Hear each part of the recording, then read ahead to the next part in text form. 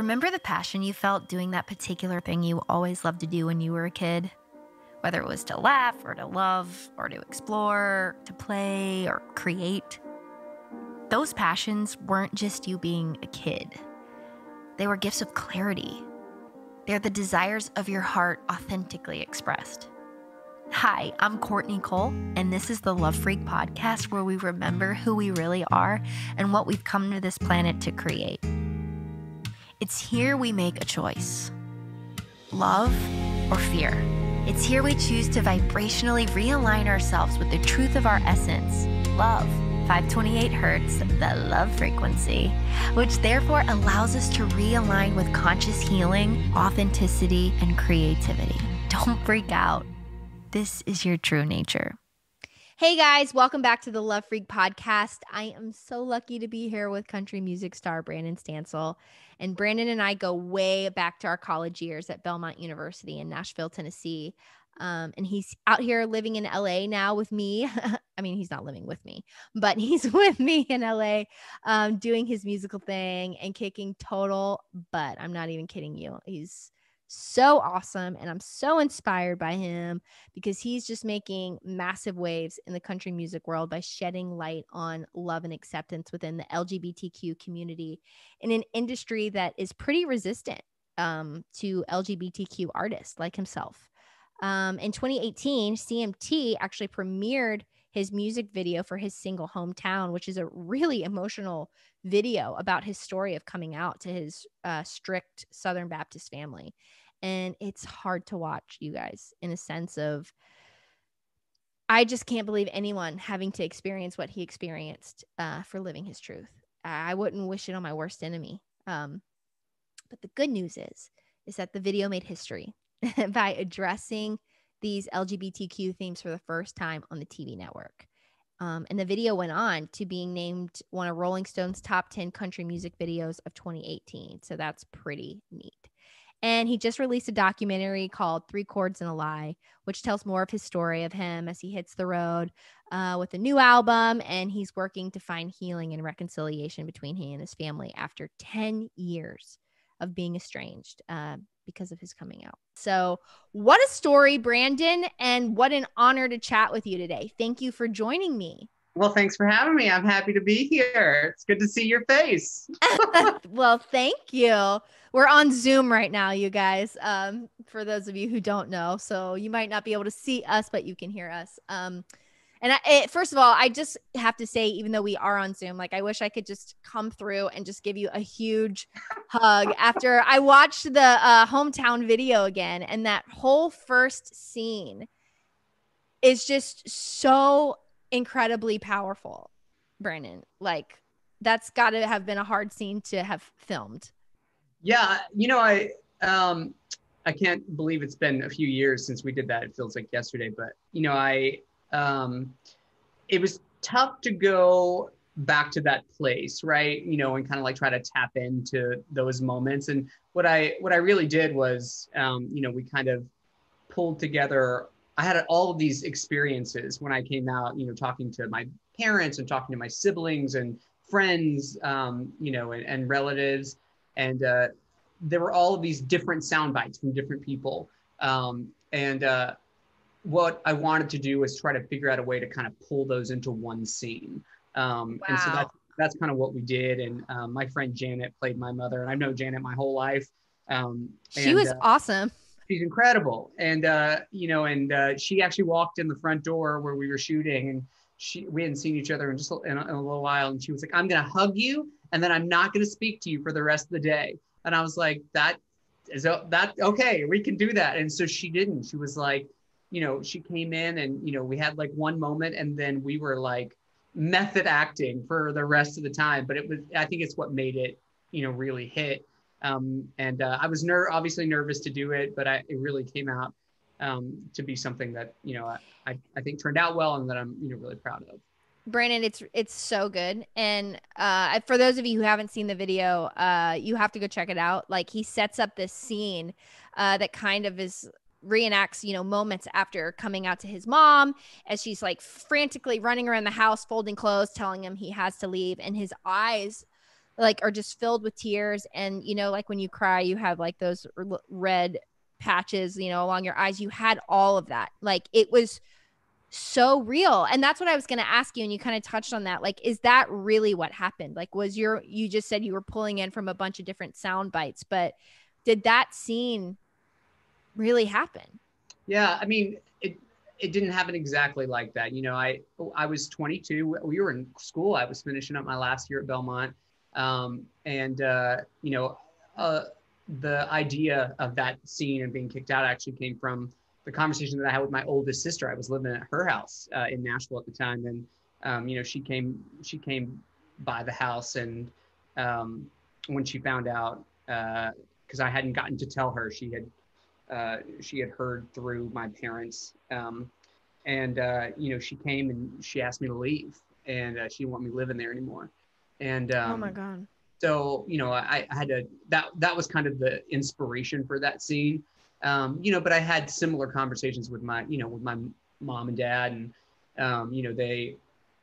they're basically their response was, if you're not gonna come home and like go to conversion therapy, then we can't really have anything to do with you. So it was very much that same ostracized feeling that you get from watching that scene, I think. But again, it was a combination of both of those experiences.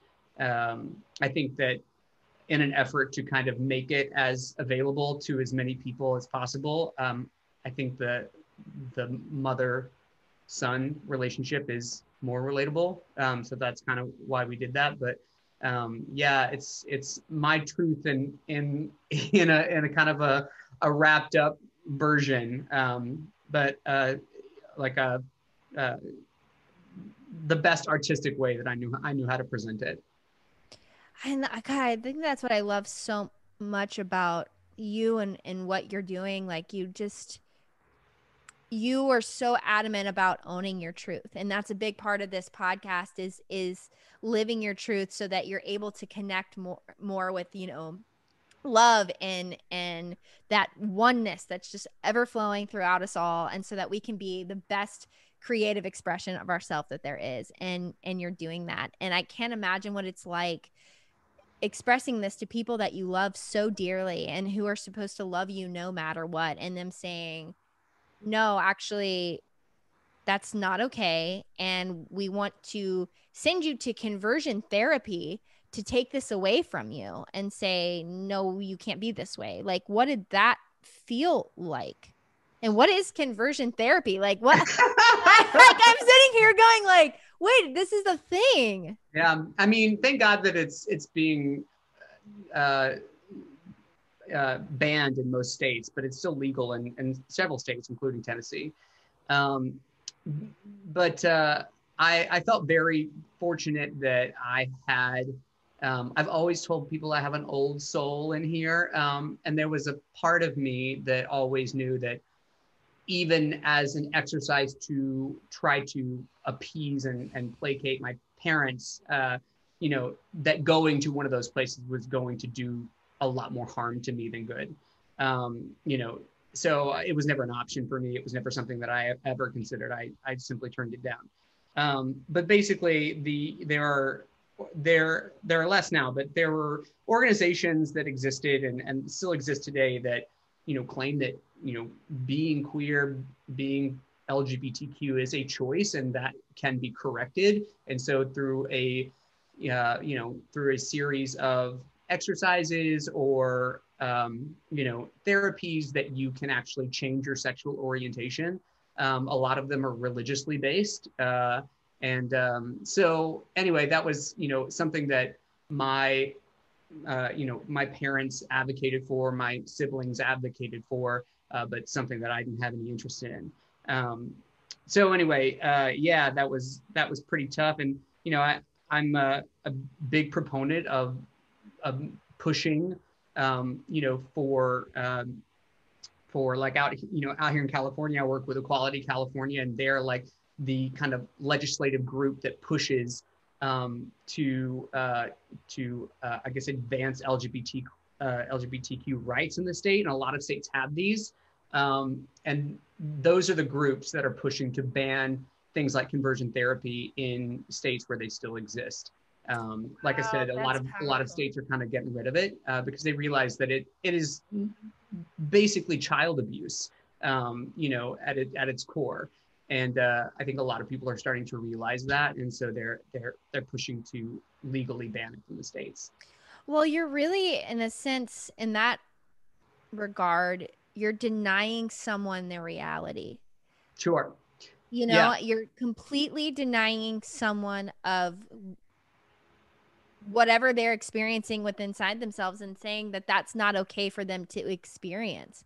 And on any level, that's just never okay, right? Sure. I mean, that's just suppressing feelings and emotions.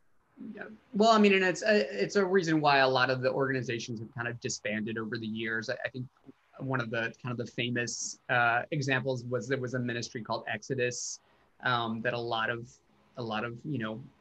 people tried, and then finally the founders said, what we're doing doesn't work, and oh, by the way, we're queer. Right. Wow. So it was pretty. I think that it's thankfully slowly coming apart at the seams, and it's not as prevalent as it once was, but still exists. So anyway. And a lot of this is coming from this conversion therapy, and a lot of the beliefs that your family has is all religious based. Like they're coming at you because they're afraid that you're going to go to hell or something bad's going to happen because it goes against what they believe, right? This is all a religious thing. Yeah, I mean, it's and we kind of tackled this a little bit in the documentary that just came out. It wasn't anything that I really wanted to do because these relationships it's not a resolved thing, right? So it's like it's an ongoing, continual like fight, and that made making this documentary pretty tough because it is looking at relationships that are not great and that kind of struggle to exist by themselves without putting a camera on them. But I thought it was important because my story is my own, and I think I think hearing it can help people, but I'm not unique in the story in saying that like a lot of queer kids experience what I went through, it's so in the documentary we interview a bunch of kids that from Launchpad Nashville, which is a charity that I work with in Nashville, who take in homeless youth. A majority of the kids they take in happen to be queer. There's a wild overrepresentation of queer youth that come in for this reason that a lot of it is religiously based. Their parents don't understand, they don't accept them, so they kick them out, and they wind up on the streets. Thankfully that didn't happen to me. I was kicked out of my sister's house, but I was 22 and had a job for the first time in my life and could kind of take care of myself. So I was very, very lucky. But if I had done it earlier, if I had come out in my teens or early 20s, I think I would have found myself in a much different situation. But anyway, so, we interview these kids and get their stories as just a way of showing that, this is not a story that is unique to me, that it happens to a lot of people, and it's still happening today. I came out 10 years ago. These kids are living on the street now. And so there has to be something that kind of breaks the wheel, right? Because what I have found, especially with religious people and specifically Christian people, that I grew up with, was that, it was kind of this world where they can't feel empathy for you and what you went through, because at the end of the day, they still adhere to this religious text that says this is how you treat queer people. So they can't feel bad for the things that you went through because they think you deserved it in a way. Right. And that has been really tough to kind of get over, because it's really hard to have a relationship with that kind of person. what's interesting is that um, they don't really want you to talk about it. And I think this is why the cycle has gone unbroken for so long. I have found that anytime that I talk about it, especially my family get really upset because they think that they find it embarrassing, or they find that it is like injurious to them somehow. Yet So if you it's go almost back more about them than it of really course, is about, yeah, of course. yeah. But it's again why I think this wheel has gone unbroken for so long, because kids who come out, they're treated poorly, they're kicked out, they're made to feel like something's wrong with them, like they're broken, just like I felt. But when you find when you find yourself and you finally become comfortable with who you are, and like you actually start talking about your experiences, the people that were involved in that don't want you to do that because they feel somewhat embarrassed, or like I guess again like you're hurting them in some way, and you're like, wait, this is gaslighting, this is not right. 100%. um Right.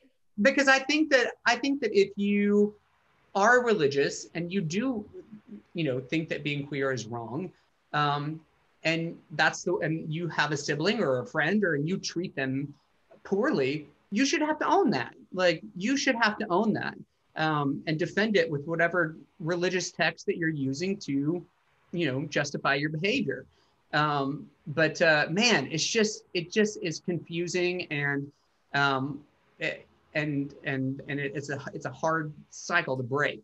I'm sure it's so confusing, especially like when you're trying to probably tap into I mean, you grew up in the church, and you're trying to tap into this peace and this acceptance that exists because you're feeling it within yourself. It's like, just by living your truth, there's automatically this acceptance and this peace that comes with that, right? So that that's real, but then you're seeing kind of these boxes, and we've talked about this on the podcast before, these religious boxes that people allow themselves to live in, that just have these hard walls that just keep people like suffocated from like this love that's ever flowing, and it's like it's a very controlled environment, very fear-based.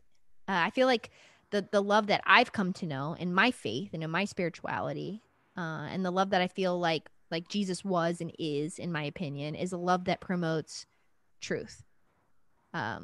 Whether that's truth in spiritual teachings or truth in our spirit, what actually is versus what we allow ourselves to be. Sure. And it's a love that accepts that truth and allows us to be what we are. I agree. Yeah. I mean, and so I think the only thing that a person like myself can do is really push the story, really push and get that, talk about it. And the best way that I've known how to do that is to write about it.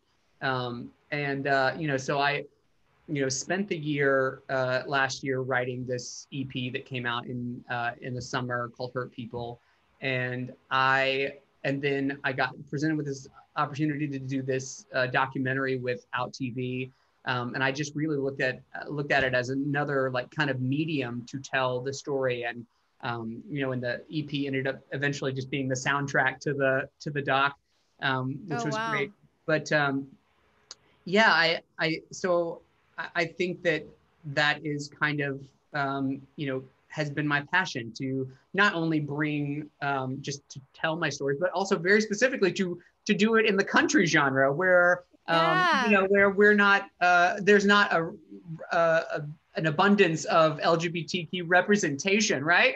Right. I know. You're just killing it. But you're that voice. But it's so, I don't know. It's it is a weird, winding road to travel. And I never saw myself in this role. I mean, like, when I first met you, like, I was so closeted, and like being gay I was taught it was the worst thing that you could be, right? So it was the thing that I hated most about myself, and like that I hid so deeply. And then did you always know that was a part of you? Like, have you known sure. from a young age? Yeah. Okay. Yeah. I knew I was gay when I was about 6. Okay. So yeah, so I knew and battled it my whole life. And yeah, so I think that, you know, looking back, it's very, I never saw myself in this position. I Yeah. never saw myself here, just because like I am trying to push equality so hard in every way that I know how to do it, whether it's through music or politics, or a combination of both. Right. You know, that is my passion. And you know, going from you know, a person that was so ashamed of being gay to who I am now, is a wild 180. But I feel so grateful for my path and the people that, you know, helped me along the way, and got me to where I am today. I feel really, really grateful because they saved my life. They really did, and they gave me a life, and one that I'm really proud of. Well, absolutely. I'm sitting here watching you just live your life. Like how different it would have been if you would have just said, "Oh, like screw it all. Like I'm not going to live my truth. I'm just going to please my parents and live within their limiting beliefs." And like you wouldn't be living your dream. You wouldn't be changing people's lives. You wouldn't be doing half the things that you're doing right now. And even if you Yeah, were, it wouldn't be probably as honest. fulfilling and honest. Yeah, And I'm sure that there would be a lot of other problems that come along with that. And I know that there's a lot of problems that come with this, but yeah, you can lay your head and on your pillow at night knowing like I'm being honest to myself and I'm proud of myself. yeah, Um, and I think that's like the most important part, right? You said that you went through a pretty rough depression yeah. after you came out. And I want to ask, like, first of all, what led up to you being like, okay, I'm 22. Now's the time that I'm going to do this, to kind of moving through that depression and just having to kind of like almost mourn this other life that you had been living in a way? Like, what led up to all this? Yeah. And that mourning is a process, right? Like Yeah. I still go through waves of that, you know, and I think most people do, when they lose a lot. But I can't give myself too much credit. I started dating someone in college who I fell in love with, and we dated for about 7 years, and I loved him a lot. And it got to about a year into that relationship where just it got too hard to lie about it anymore, and I started to feel so terrible about, you know, lying about this person that I really was beginning to love, and you know, and diminish our relationship by trying to hide it. So it really took me dating him, and me loving him as much as I did to be honest with the other people in my life. I am always in awe of people that just find the strength within themselves and by themselves to just be honest, and come out. That's why National Coming Out Day is one of my favorite days, because I get to hear stories. I feel like there's a day for everything, right, these days. But Yeah, there is. this is actually one of those that I really jump on, because I love hearing people's stories, and why they decided to come out and when, and what inspired them to do that. Mine was love, and like I said, I don't know if I'd had, if anything else would have drawn me out, but I will forever be very grateful to him, because again, he's one of those people on my path that really changed my life. But how often do we, like, that's like the most beautiful reason, first of all, to come out based off of love, right? But it's like, how often do we fall in love with people and, you're in that beginning stage of a relationship where you feel so crazy and like overwhelmingly yourself because you're loving someone that loves you, and you never feel more in alignment than in that moment when you're And I loving think someone. that's it, right? Like I tried dating a girl in college, early college. And man, it was so tough because every day was a battle.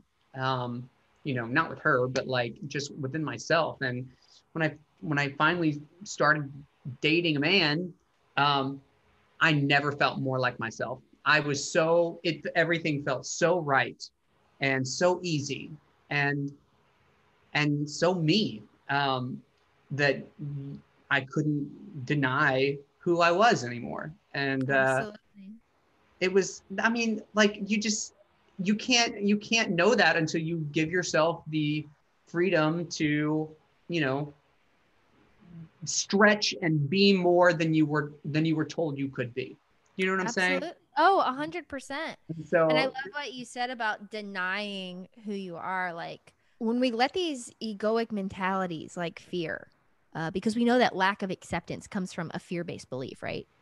Um, but when we let these egoic mentalities take over, they create this duality. And that duality lives in complete denial of that oneness. That sense of connectiveness to all that is. And that is in alignment with who we yeah, are at our core. It's our truth. And it feels so good when you live in connection with that yeah, oneness because that's what's authentically you. In any other, living in that fear or whatever is denying that. So it's going to feel pretty bad. You yeah. know what I mean? Yeah, oh, for sure. It's gonna feel wrong. And I I just I have I I often think about people like me 10 years ago, and how just tortured they must feel. Because I know that if I hadn't had these certain set of experiences, I don't know where I would be right now or who I would be. But I don't think that I would be me. And I think I would be a very, very, tortured person on the inside. And so again, I feel very grateful for my path. Um, but and very inspired to kind of help facilitate and make that transition easier for people that don't feel like they can do it for whatever reason, whether it's they, feel like they're going to get disowned, or they don't feel like they're going to have support, or they don't know who to turn to, or they don't really know what it's like on the other side of Yeah. that, like to really kind of to have these conversations, to start to to lay out what it does, what it can look like, both good and bad. And like I had a rocky coming out, and a lot of loose ends still, and I think that's kind of on an extreme, but even looking at my story, like I wouldn't change a thing about it, because I got to go through this very like it was like crash course on how to be an adult at 22, 23, and like had to really like do some soul searching, and some really hard, like get some really hard life lessons early that have just fundamentally changed my life, Right. and just like kind of like solidified who I am and what I'm capable of. Like because I've been through the ringer, so I feel like life can really throw a lot at me before it's going to knock my feet out from under me, which is really a great thing. So I think even with the bad there, and the most extreme cases, there's good. There's always good. There is always good. And I see it so much in you and just your creativity. Like, I really feel like when we kind of come into that truth of who we are, like, I just feel like there's this divine inspiration that comes with that. And Sure. your songs and your music are so beautiful. And the lyrics are just, they go straight to the gut. You know what I mean? Like they just hit you on another level. So I feel like this has probably just opened you up so much creatively. It's just on another level. I would Oh totally. yeah. I mean, when we were in school together, I wasn't even writing music. I Right. didn't think I could.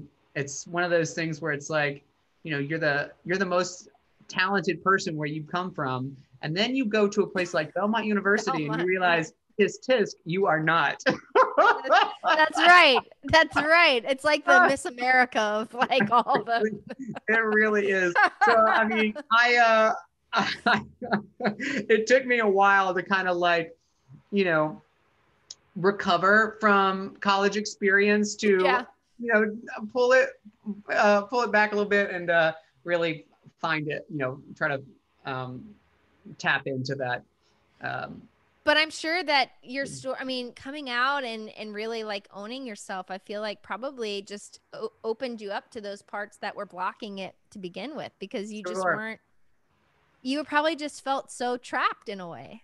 Yeah. Oh, absolutely. I mean, and you know, my first EP was basically a concept record through my first breakup. I always joked with people and were like, yeah, I never wrote because I never felt like I had anything to write about. And then I got my heart broken and bim bam boo, I got my first EP. There's the inspiration. Yeah, exactly. But you know, it's, yeah, I think that's yeah, obviously everyone has their own like journey, but yeah, it really did. I think, you know, once I finally was able to, you know, I came out and you mentioned it briefly, but you know, I really did go through some years that were really, really tough. And I was, you know, horribly depressed and, you know, just not really thinking that I was ever going to get to the other side of that. And, you know, when I did, that's when I started making music, like almost immediately after. Yeah. And, you know, it's, so I can't, I haven't quite bridged the gap between the two, but I think there is something to say, you know, that once you feel kind of in alignment with who you are, then that kind of like gives the creativity like a path to walk down. So No, it just, yeah, absolutely. I totally agree. And I think because you know, I did not go through near as much as you did on that level, but I experienced, you know, some stuff in 2017 that really got me down. And I felt like I couldn't write another song. I felt like I couldn't write while I was in it, really. And it wasn't until kind of right after that I was processing what I went through. I was saying, wow, that was like really hard, really tough, and my brain is a fog, and now I'm just processing what I went through. And that's when yeah, everything started flowing out of me once I kind of was on the other side and did find that alignment, you know. yeah, And then you just kind of begin to process and you just flows out of you like a river, you know. But I want to talk about your most recent EP, Hurt People. You go deep and you tell your stories in such a beautiful way. And the title track, Hurt People, if you guys haven't heard it, you need to go listen to it. It's so beautiful. Brandon, actually, we played a show together, a socially distant video show the other night. And he played it and I just was so moved. And basically the song just kind of talks about this generational hurt that kind of gets passed down and passed down and passed down. And, you know, the second verse really talks about his story and kind of how his parents accepted his truth. And there's a line, I have it written here. It says, you said, I knew they wouldn't understand, but I told them anyway. And that line was just like, ugh, because like, that's just bravery on another level to me. And I know you kind of talked about, you know, why you had to do it and what you're feeling, but where does that bravery come from? Like, what flipped in your mind that said, no, I'm going to live truthfully and not within these limits? Like where does that come from? Because not everyone can do that, Brandon. I think it's a good question, and I wish I could tell you. You know, I think that people have like, there's like an inflection point, right? Where, and they come at like at various stages and multiple times in your life where you really have to like decide who you're going to be. And if you're going to be authentic to who you are, or if you're going to let the people around you, as much as they, you know, as much as you love them and they love you, if you're going to let them dictate that to you. And I come from a pretty strong-willed family. I think that used to be how my family described me, because that's how I think we all feel that way about each other. They have since replaced that word with stubborn. tends to happen when you Yeah. don't go Since I with came out, what you they want, gave me a right? different version of the word. But I think we are. I think we are kind of a strong-willed bunch. Um, and my mother has got an inner strength in her that is very deep, and I think I kind of took that from her. But I will also go back to saying that, you know, I was just at a point where I was just in love with someone, and I think he gave me a lot of strength Oh, to kind of push past this uncomfortability that I had always felt. And I don't know, it was just such a it was such a weird time, because I knew I was gonna lose him, and I did, and you know it hurt a lot, and yeah, and I don't that's know. I enough motivation right there, right? Yeah, but I some something in me. I don't know. I just knew I had to do it, and I did, and I'm thankful and grateful that I did. Yeah. Well, what you did, Brennan, I feel like is incredibly brave. And I feel like there's a lot of people out there who are teetering that line right now of going, oh my gosh, like I want to do this, but I'm scared. I want my family to care about me. I don't want to be rejected, but there's another part, with like this other side of this freedom that I'm sure is just God, I can't only imagine how it feels, and you say, and another one you say in the song too, you say you can hide your scars, ignore your pain, but it all comes out in other ways. And I'm sitting here just applying that to my life. I'm like, wow, that is such a powerful line. Like when we push down all these emotions after so long, like it just all is going to come out in bitterness or Sure. anger or passing that down to you know What else? someone else or hurting people in relationships. Like it's just this really such a virus of its own. Sure. Yeah. Um, yeah. And I wrote that song with my friend Cole out here, and he's an incredible writer.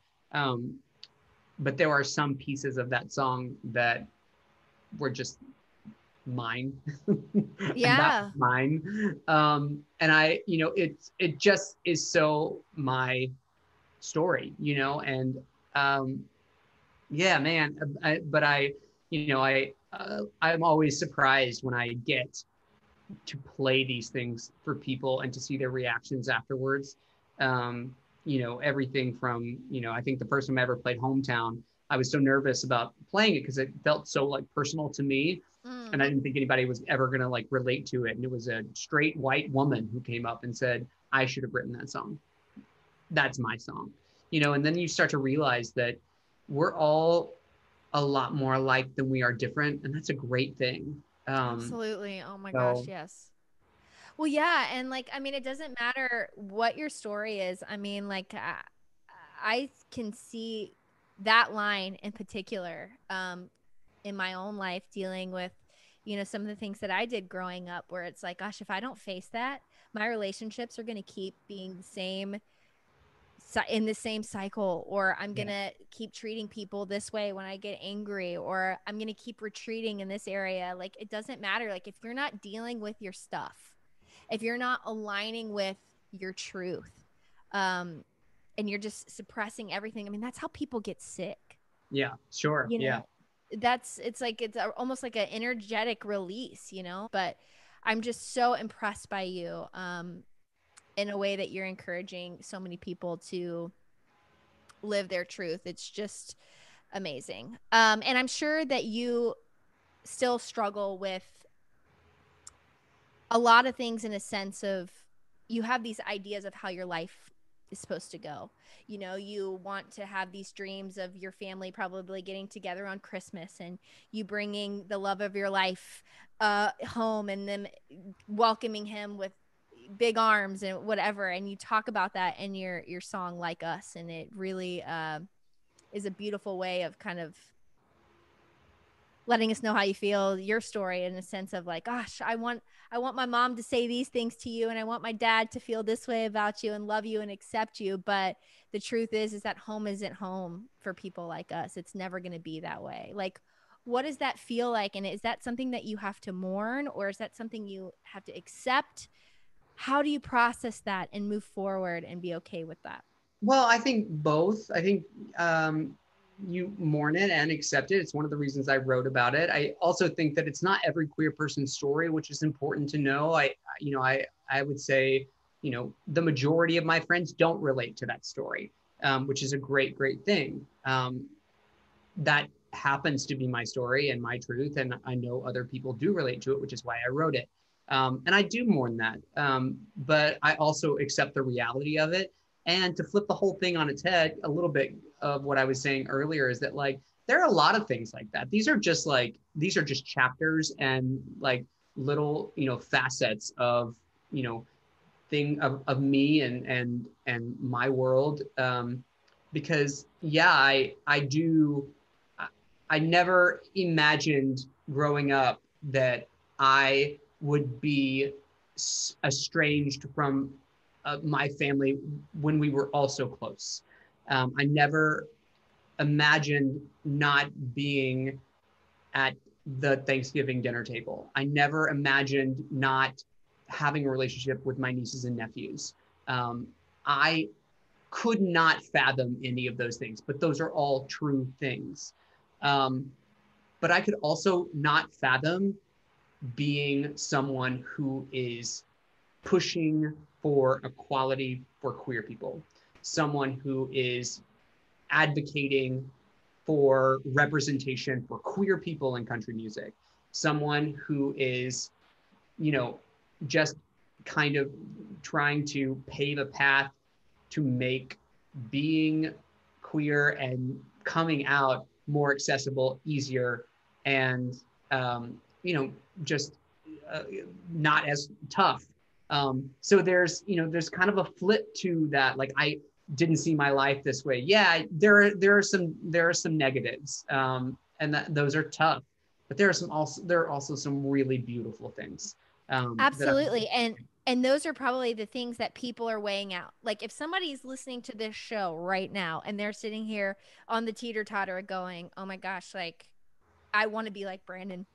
Like, I feel so much freedom being like Brandon, but I am so scared of that whole thing of not going to my family's Thanksgiving and not being welcomed by them. What would you tell someone that's right there right now who is struggling to live their truth? How would you tell them that it's okay?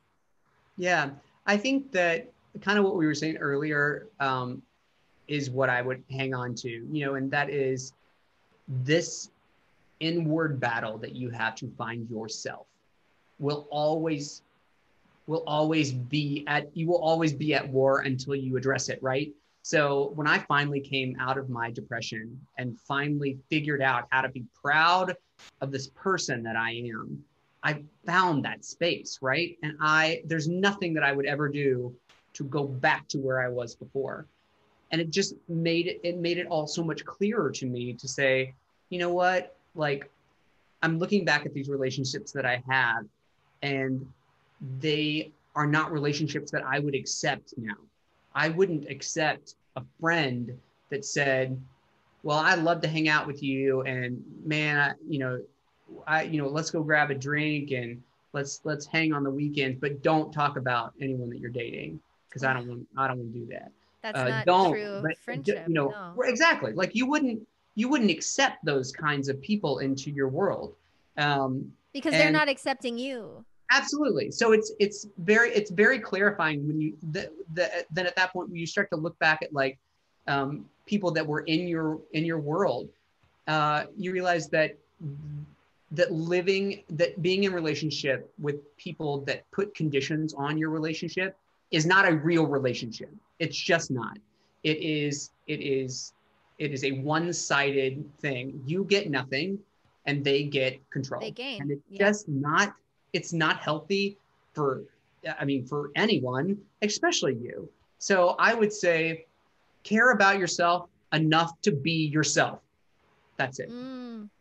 That's wow, that's huge. That's amazing. It's just a bunch of allowing. Like, I really think that you have to allow yourself to be as you are. And then I also think you have to allow people to be as they are. Yeah. And just accept them and accept it what is. You can't control people. You just No, can't. and you just hit the nail on the head too. It's like, once you finally realize that there is nothing that you can do for them to change their minds or to make it better for you on this side, then that's a whole nother set of releasing, that and healing that happens, because I tell queer people this all the time. When you come out, when you finally find the courage to be honest about who you are and you tell the people in your life, that is it. That's all you have to do. Your job is done. Everything else is on them. Everything else. Yeah, you're 100% right. You're It- it- 100% right. And I got to ask you, I know you just released this documentary, and in the documentary, you're on the road, you're promoting your new music, and you're going to this show, you're playing this show, and you're hoping that your family is going to come. Tell me about it. Like, tell us about this documentary. I got to know what this was like and if it was healing for you. Yeah, I mean, it was tough. It centers around, I go back to Chattanooga and play my hometown for the first time, which I had never done. So I think there's a level of excitement there, and I was excited about it. And I invited my family to come, and I'm at different kind of spaces with all of them. So it was kind of really up in the air as to who would come and who wouldn't. And there was some, pretty hard back and forth about why people were coming and some weren't, who was maybe going to come and who wasn't, and why. And all the while, I still have to play a show. Yeah, right. And that's already stressful enough. You're right. Yeah, I mean, I think the that's kind of the driver of the documentary. It kind of starts there and then it ends with this show at the Choo Choo in Chattanooga. Don't give away what happens. You can't give away what happens. I won't. I can't. No, you have to go watch it. But my question is, did you find healing? Did it ultimately feel I don't know, healing to you? Yeah, I mean, there were definitely like cathartic moments. And I think that I walked away with a better understanding of my family. And a better for better or for worse. For better or for worse. Yeah. I mean, and so yeah, and I think again, like you can't control anyone but yourself. So I walked away with a better understanding of kind of where I am in the world, and kind of what my pathway forward looks like. And yeah, I mean, all in all, I think it was another step, and it was tough, and but I'm glad I did it, and I'm really proud of this project. And my hope is that people will watch it, and for queer people, I hope that they'll find some sense of solidarity in it, and for families with queer people in them, I hope that they will watch it and they will realize that this moment, when their son, daughter, brother, sister, friend, decides to be honest about who they are, they take that moment seriously, and they're careful with their words, and they're careful with how they respond, and that the best response is love, and the best response is acceptance, because those moments, as trivial as they may feel in the moment, can ultimately have lifelong, they can really reshape someone's life, for good or bad, depending on who the person is. So yeah, I think it's for a mixed crowd, and I hope people watch it and take something good from it. Wow. Brandon, you are such an amazing person. And I know so many people love you so much and are so proud of you. And as your friend, I am just unbelievably proud of you. So you inspire me and you've changed me, and you're someone that I'm rooting for 150%. So thank you so much for showing us what it looks like to live and own your truth. And thank you for the amazing art that you're creating because of that. I'm so grateful that you took the time to do this. Well, thanks for having me. It's so good to see you. And You too. yeah, I'm so happy You to be too. here.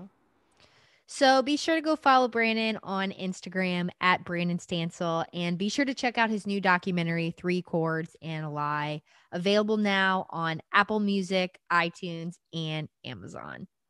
Thank you guys so much for hanging with us today. And don't forget, if you want to dive deeper into the content of each podcast each week, you can do that through my partnership with Patreon. Each week, I'll be posting writing prompts and other exclusive content so that you can go deeper into yourself and into your healing process. Or if you just like to leave a donation to help make these podcasts happen each week, you can do that by clicking the link in the description as well to learn more. Thank you guys so much for your support, and we'll see you next week on the Love Freq podcast. Thank you so much for tuning into this week's episode of the Love Freq podcast. If you like what you heard, please subscribe. You can also follow me on Instagram at thelovefreq_. Don't forget, that's FREQ. Or to find out more information, you can go to www.thelovefreq.me. Look for a new episode every Tuesday.